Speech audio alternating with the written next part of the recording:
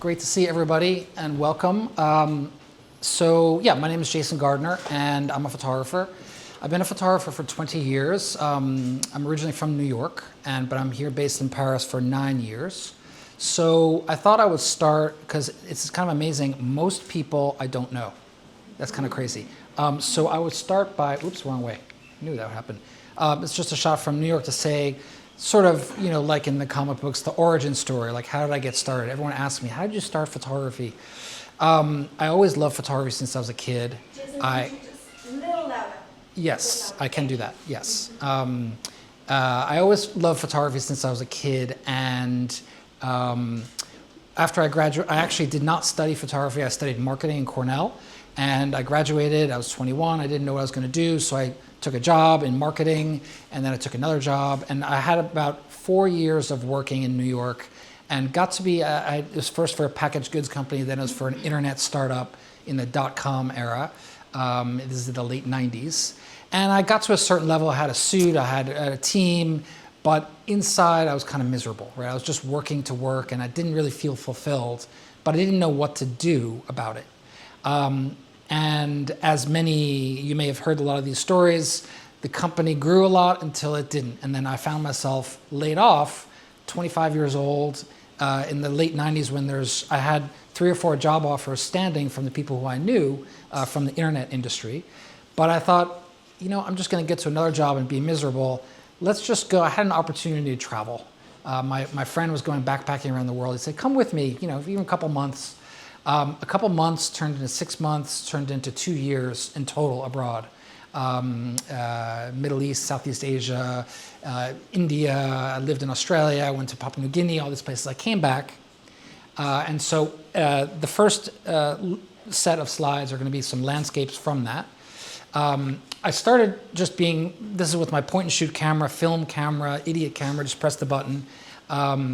As I continued to, and these also from landscapes of my recent travels. But when I sort of enjoyed the fact of, why do you love photography? You're capturing a moment, but the moment kind of lives on, and showing slight different ways of showing a place, right? When I came back to New York in 28, still was like kind of, okay, what am I going to do now after I've gazed at my navel, as we say, for 2 years straight, back in some of these experiences I worked. I said, maybe I should just, do what you love and keep on doing that. So let's try to be a photographer. So what does that mean? I had to learn 3 things at the same time. Not all simultaneously, but in the same moment. I had to learn how to become a photographer professional, like the color, light, composition. So in the Creative Mornings idea of sharing, we all know what the rule of thirds is.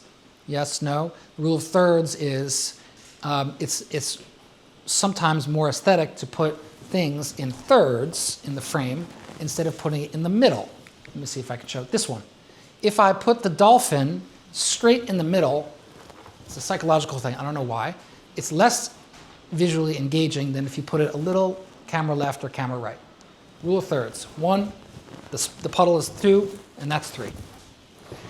So that's one thing I had to learn, right? The second thing I had to learn was, and I'll show that more with the commercial work, is how do you interpret, like if someone says, I need a photo, I'm going to pay you to make a photo. Well, what does that mean? How do you interpret a client's needs to actually delivering on that photo? And the third thing is, how do you run a business? I found myself as kind of like an accidental entrepreneur.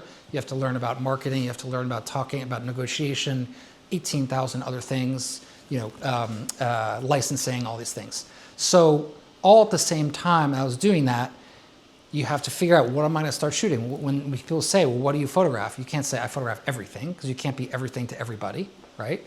So this is some more landscapes. I'm sorry, I'm going to go back a step. As I continue to shoot landscapes, I realized also I love beautiful landscapes, but also there was a kind of a second series going on, which I call Quiet Resonance, which is a little bit of these sort of quieter places. I don't know if I would call this a landscape. This is actually in New Orleans.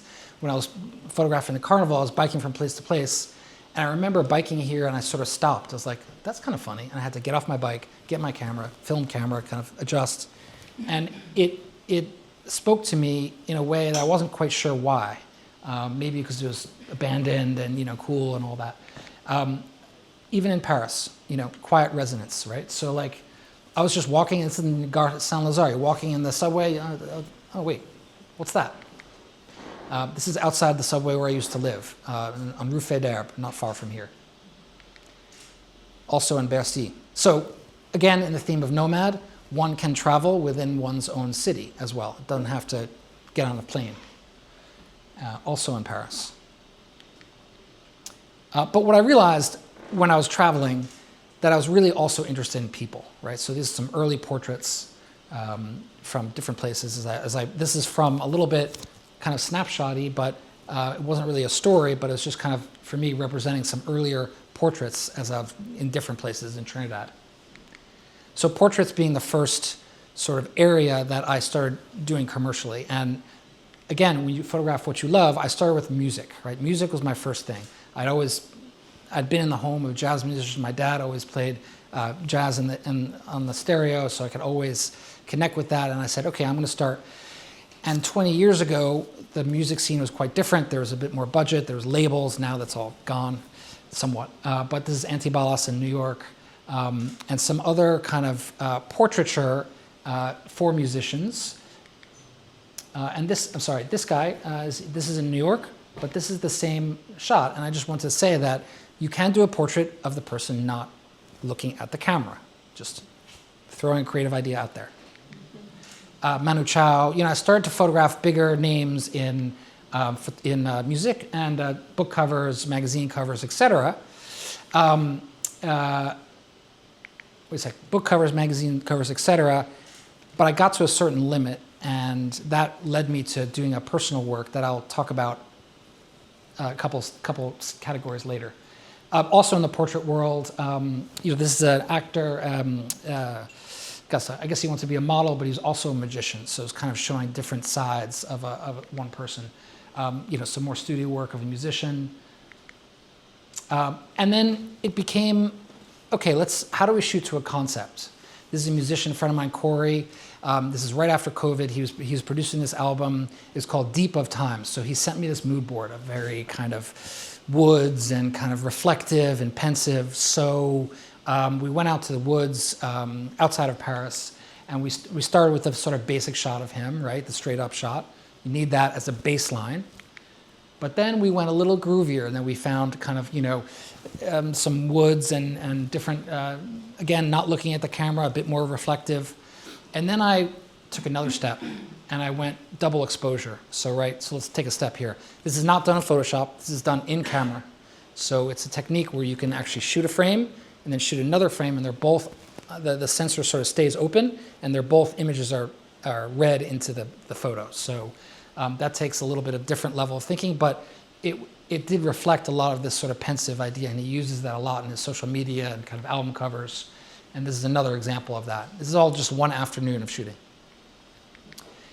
So this is how he used it. People like to see often how he used the images. This is like a poster and another shoot of a partner of his for an album cover. And that same shoot, he was able to have a photo in Rolling Stone, which shows you, when you do a photo shoot with me or with another photographer, think about the different ways you may want to use it, right? For either print or for your web or for social media. And you can have different creative executions for different platforms. I have another series too. Besides musicians, one pays the bills also by photographing business folk, right? So at work, besides just the straight headshot, I like to show a design director in her office, and then with the team, that kind of thing. This is in Brooklyn. And then showing a little bit, yes, we did the straight headshot, but also for this architect, yes, we sort of made up, I kind of had him sit there, you got to make it up a little bit, but it illustrates a little bit visually what he does. Here in Paris, fitness. And a couple of my work has been published in, this is Guardian, I did this last year, of a food festival in the north of France, and also New York Times. Marketing and advertising is another big thing that I do. This is kind of like the sort of meat and potatoes of a lot of the business photography that I do. So the first thing I did not the first thing, but a good project I did was photographing the vendange, the wine harvest, right? So I was invited, I had 3 or 4 days intense, waking up at 5 in the morning, shooting all day, that kind of thing. Not just the harvesting, but the portraits of the workers, showing how they refine the wine. I learned a lot about the winemaking process. Obviously picking and doing the sélectionné, the tirage, the triage, excuse me. Some effects of the wine, and a portrait of the winemaker. I did another project for a sort of a sunset cruise company in New York, where they wanted to make it romantic and fun, but they just put me on the boat, say go shoot, and the boat is going. You have to engage your core a lot. So a couple shots of that, the wide shot. And then that. So I want to say also, every time I approach a project, be it an event, a portrait, or creating images, I always think cinematically. So there's medium, wide, tight, right? Medium, wide, tight. Always thinking a couple different lenses, different approaches, that kind of thing. Mix it up. And that was the final ad that they printed. So you can see that idea of the sunset, the sort of romantic. You have to have the Statue of Liberty in there. It's iconic. Another project was for New York School of Interior Design, a grad school program for interior designers in New York. They provided me this sort of contact sheet saying, we want student life, we want intergenerational, we want interiors, exteriors, that kind of thing. So we showed. So this, I showed this. It's a little confusing, but they wanted me to just go into classes and shoot and not set up anything. So this is not set up. Oh, I think I pressed the wrong. Okay. So this is, yes, a focus on the materials, of course, in interior design, showing the interior of the actual school, and portraits of alumni. So they wanted to say, okay, this brochure is selling for prospective students to enter. So they said, okay, it's implied that if you at the school, you get these great jobs, and showing another alumni in a meeting, that kind of thing. So just showing a couple of images how you go from concept to actual what the photos are going to be.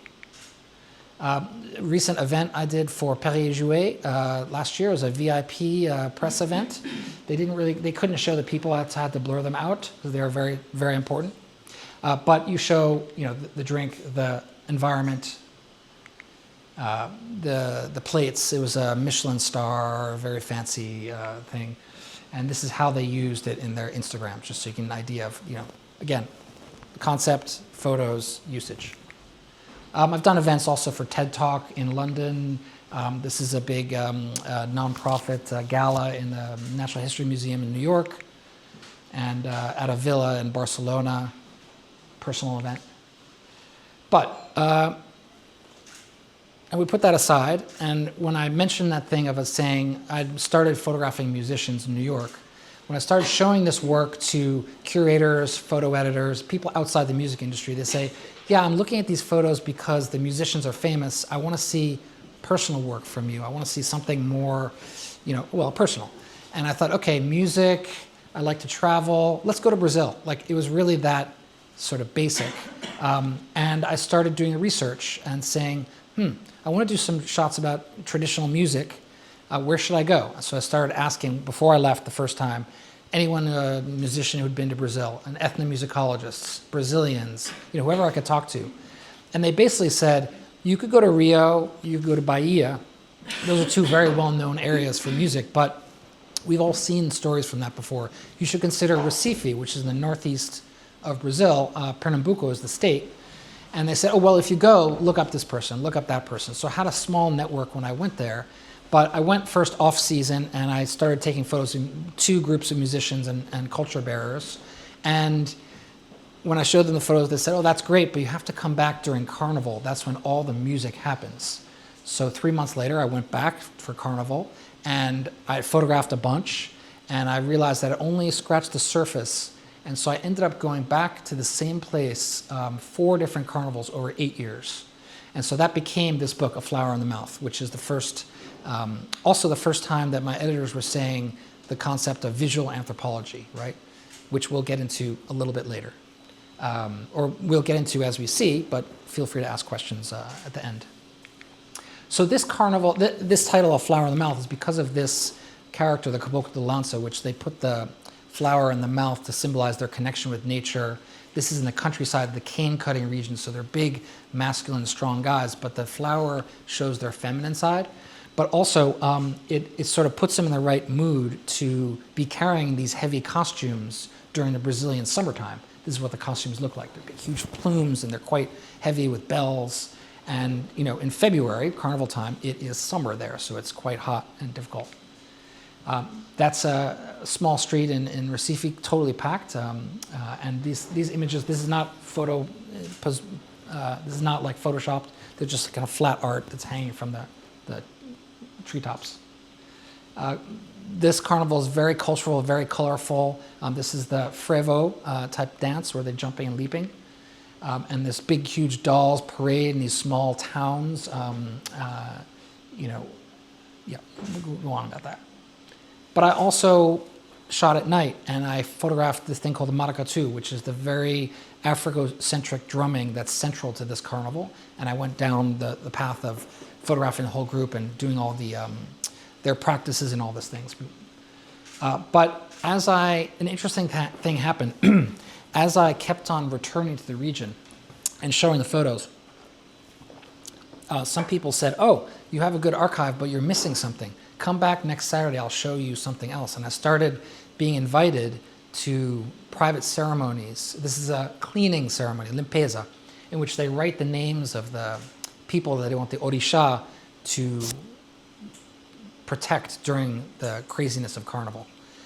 It's so, in the journalism world, the concept is access, right? You're showing that you're working a place, and then they invite you to the other things, to the more private. I mean, often they say, you gotta come, for this thing I had to walk 45 minutes in the favela, down, under, through, and they say, you can't come here alone. You just can't, like, not a good idea. And this is, for one orisha, the colors are very important. As I sort of learn a little bit about color, how important it is to them. Like yellow is the color of Ogun. Yes, and that's what that month's deity was. So every month in the calendar. So this is during carnival that the ceremonies that they do to sort of feel right about going out. But also portraiture. This is making a little bit of bridge. I kind of wanted a little bit, this is after some, when you shoot a project over time, you look at it, you workshop it, you talk to people, and some people said these are photojournalism, great images, but I don't see a lot of portraits. So I kind of thought about how I would make portraits as I continued.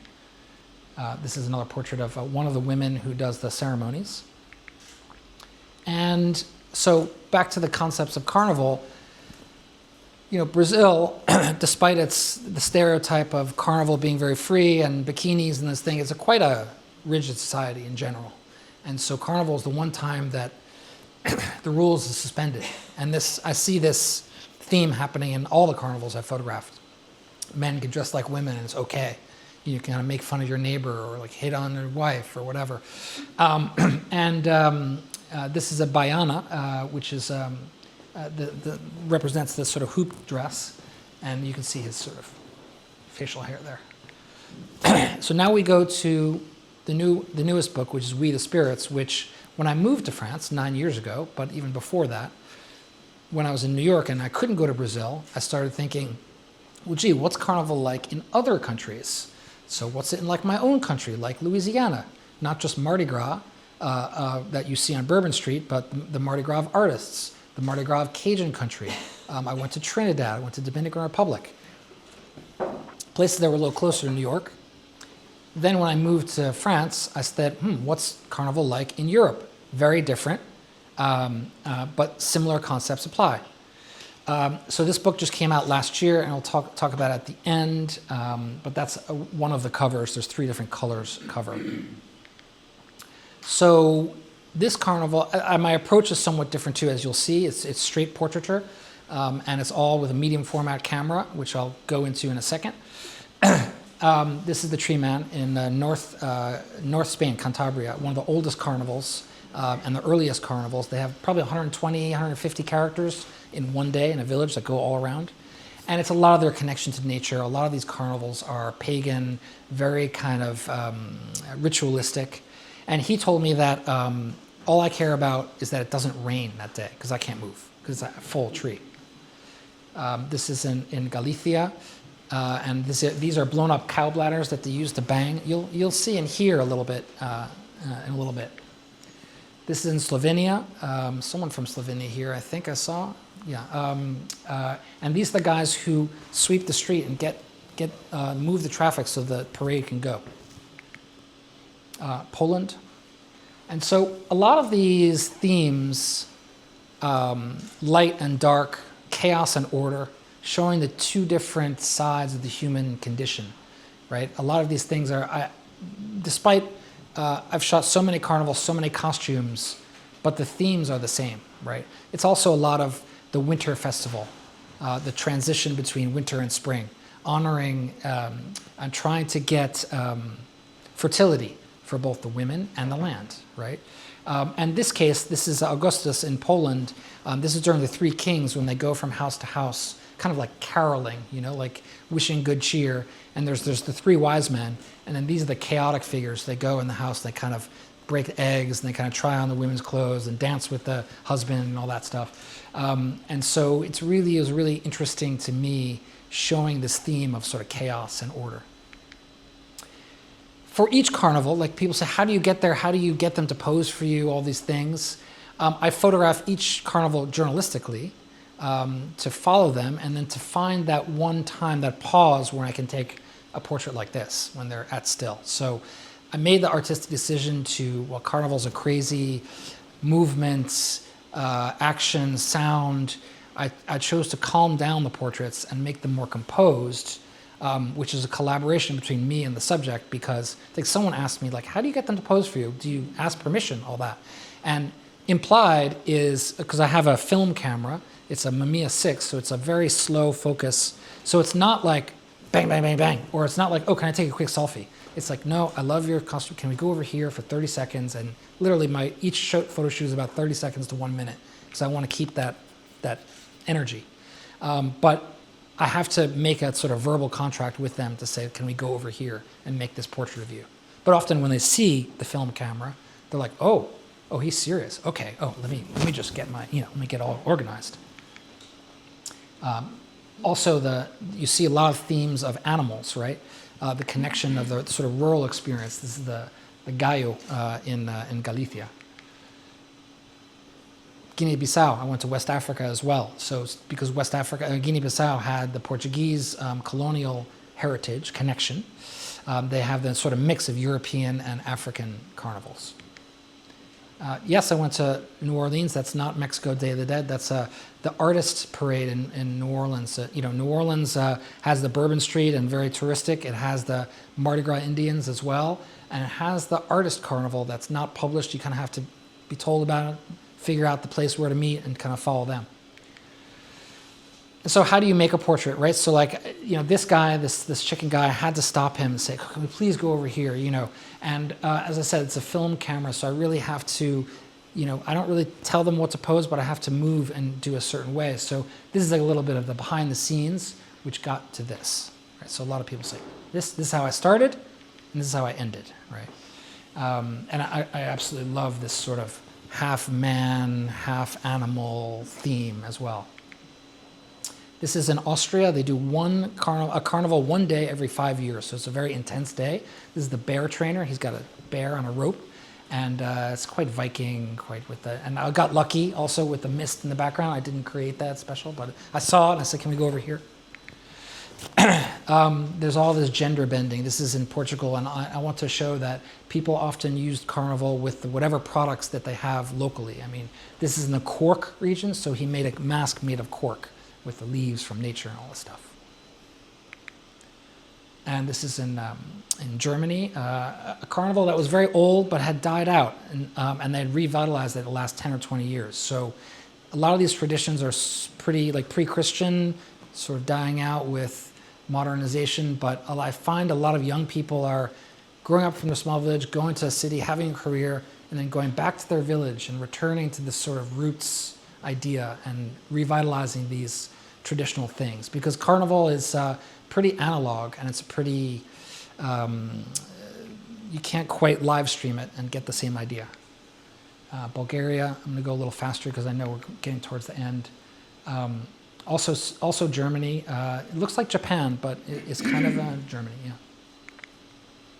The concept of marriages and these sort of mock marriages. This is in North Macedonia, the bride and groom.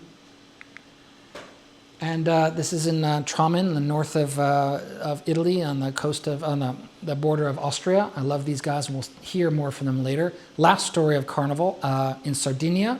This guy I often interview them, and this one was in Sardinian. I had no idea what he was saying, but I recorded it. And he said, at the end, he said, this is the muse who measures the string of life. And he said, I've worn this mask for 35 years. When I put this mask on, I connect to 10, 100, 1,000 generations before me. When I put this mask on, I can never die. So it's like all this deep, crazy things that they really get into for Carnival made me realize it's not just a party, it's like in their blood. It's a very important tradition. So I'm going to sort of wrap up by showing a little video. I did a little supercut of some different ideas so you can get some different little clips so you get an idea of what it sounds like in the movement. So this is in Slovenia.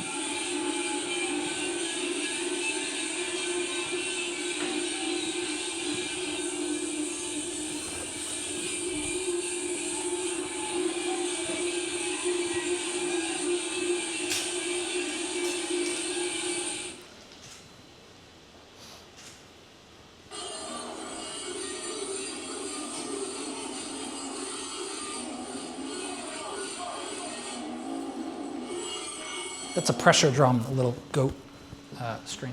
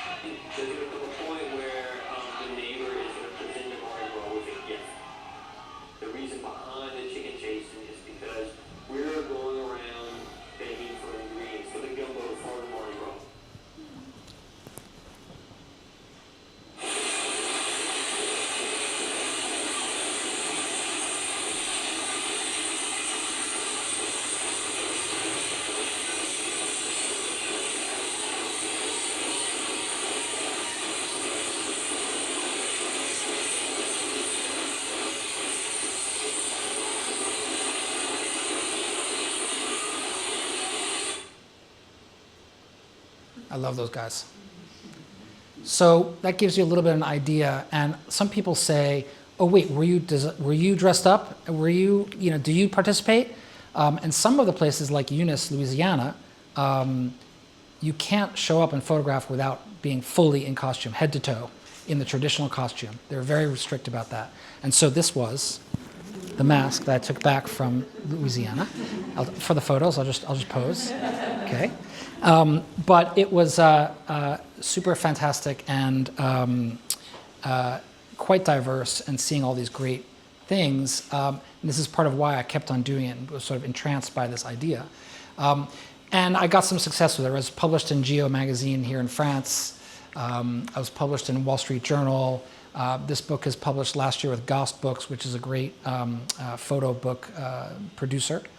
I've had exhibits in Germany last year, year before, massive space, many, many photos. And I'm continuing. Oh, right. I'm continuing by, so Willem suggested to show what I'm doing now, right? So besides continuing to exhibit this Carnival project, I'm interested in modern portraits of Parisians, of international people, of dualism, right? Thinking about people who are in two different places, which I think a lot of us here are. So this is a kind of recent shoot of the straight shot of a journalist, American, who's working for The Guardian a lot.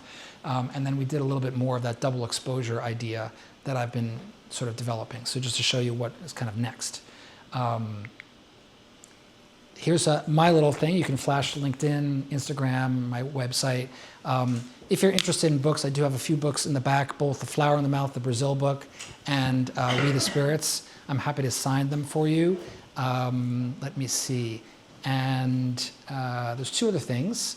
Big thank you to Creative Mornings in general. The team are all volunteers. They did amazingly. They always put a lot of time into developing the venue, working with me on this presentation. So a huge thank you to them. And a thank you to Villa Lemons for hosting us. Amazing.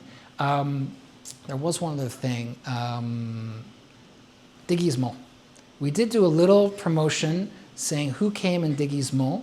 I think there were a few. I'm going to give the best déguisement to this woman here. You win a small, I have some prints from this project, 8 by 10, A4, whatever. And I will show you at the end. I have a selection. You can choose what you like, and I will sign it for you. Anyone else can look as well over their shoulder, but it's largely about that. But thank you for coming in disguise. Yeah, thanks a lot. Any questions? Sure, there's some questions. No questions. 2 questions. Go.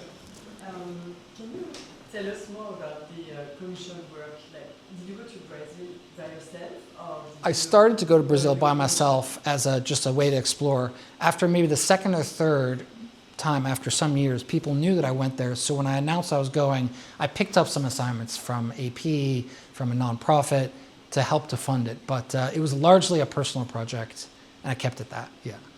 But, I mean, how do I get assignments? This is how. From making connections with community, from talking to people, from posting, from making good work and posting it, and, you know, emailing people a lot, you know. And this is how you got the exhibition in Germany? I got the exhibition in Germany through meeting the curators through portfolio reviews, which is kind of like speed networking for photographers and curators. You have 20 minutes to show your work really briefly. And I do that time and time again. And over some time, people saw the work, and literally, you know, 2 years later, they planned something for 2 years after that. So it was like a process, but yeah. And are you, sorry. It's okay. Are you, usually I ask you questions all the time. Are you now specializing on portraits and carnivals? Is it like a niche that you cannot escape? You know what I mean? You're a nomad photographer. Cannot escape. Can you do other things, or do people see you as this type of photographer? Yes and no. You can escape. It's harder to escape, but you can, and I do many other things.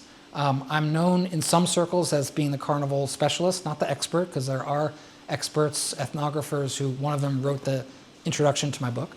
But I'm, you know, Swiss Army knife. I do many different things. I'm interested in many things. So like assignment-wise, yes, I'll shoot architecture.